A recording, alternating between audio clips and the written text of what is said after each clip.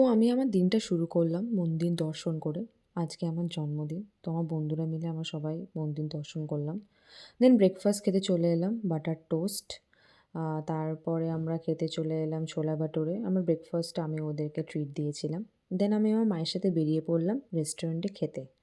So রেস্টুরেন্টটা নতুন ছিল, নতুন হয়েছে সল্টলেকে। And this is my look. রেস্টুরেন্টের অ্যাম্বিয়েন্সটা খুবই সুন্দর ছিল।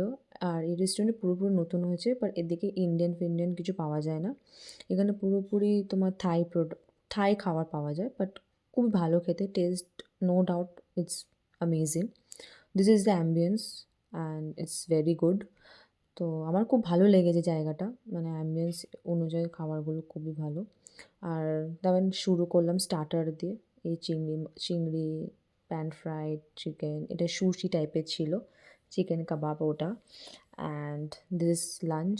তো লাঞ্চটাও খুব ভালো ছিল। বাট ডেজার্টটা আমার সব ভালো লাগেনি, আমার শুধু চকলেট মাড ভালো লেগেছে, আর কিছু ভালো লাগেনি।